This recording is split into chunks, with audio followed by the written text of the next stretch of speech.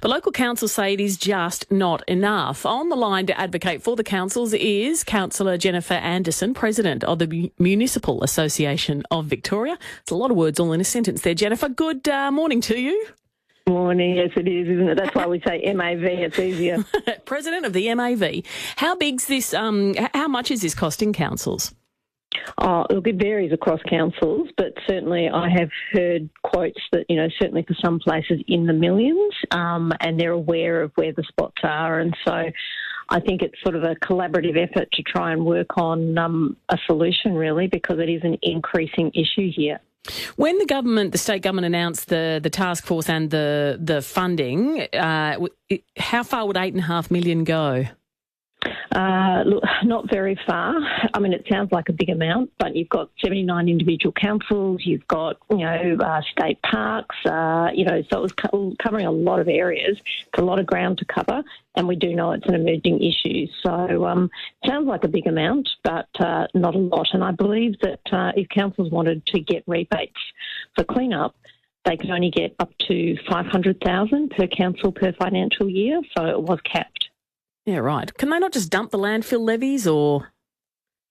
Well, the landfill levy is a completely different issue, and yes, you could use some of that landfill levy to assist coming back to the council areas where the residents have paid it to help with clean-up, but it'd be better if we didn't have the dumping in the first place, wouldn't it? Well, look, it sure would. Is there any chance councils could do way more hard rubbish collections? Would that help? Look, each council has to decide what service works best for its community. So in some areas, a hard rubbish wouldn't be the right answer because of the lengths of roads and the cost to council. It's cost prohibitive to their residents. So every council will look at different ways to try and reduce waste. So some will have repair cafes, some may have a pickup service, others will have free disposal of particular items at their transfer stations. So it's got to be a different approach for each individual council, depending upon what suits their community, the costs and what services they can provide.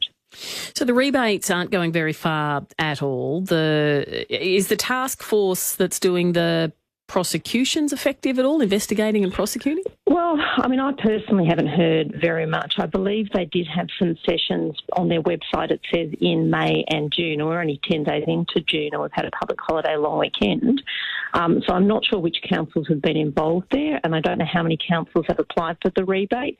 Currently, the information I have is that the program was going to finish on the 30th of June of this year, and so I'm not sure what they've put in the budget for subsequent years or how they're going to report back to us. So we're yet to find out from the task force what it has achieved so far, but happy to have that follow-up conversation with the state government. I think it's an important one to have. What's your best guess on what it has achieved?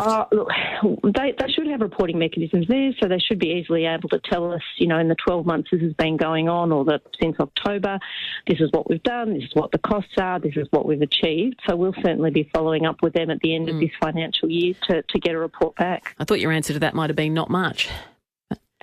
Look, until we've had the conversation. All right, no, it's very good, very good. What more would help? What do you need? Oh, look, again, I think it is a multi-pronged approach. The education is really important so that people understand buying less to begin with so that there's going to be less waste. So they're making choices for, okay, that one will create less waste, so waste is less of a problem. That costs me less, that costs my council less. That's the starting point for local. So education, what goes in which bin, what are the different places you can go to. But I think part of it is also at a federal and state level, looking at how they approach packaging laws. And, so if you've got stronger strengths at the top to reduce waste in the first place, these issues are less likely to happen. Will it ever have to reach a point where you have to have cameras everywhere, patrols up and down to stop people doing it? Because I know not to take a mattress and dump it on the side of the road. I know not to do that. You don't have to spend any money educating me about that. Yes. I know.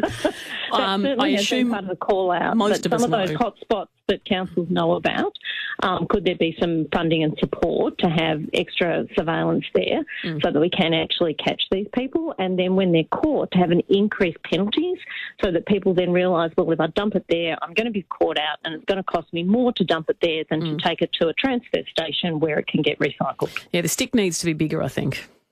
Yeah, look, as I said, multi-pronged approach. Do you think the government cares all that much about it, the state? Oh, I think they do. I mean, you would hope they would. I mean, everybody wants to be able to enjoy their parks and gardens and their streets and, you know, the build-up of rubbish.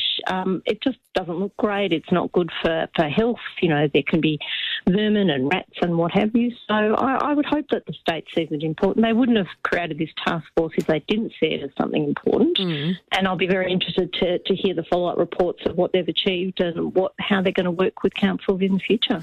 All right. Thank you very much for your time this morning. I'll be interested to find out as well. Yep, well, we can certainly give you a call if we get any follow-up. Please do. Councillor Jennifer Anderson, who's the president of the MAV, the Municipal Association of Victoria. Have you noticed any decline, any drop-off in the illegal dumping that goes on in your area? Or is it still just as bad as ever?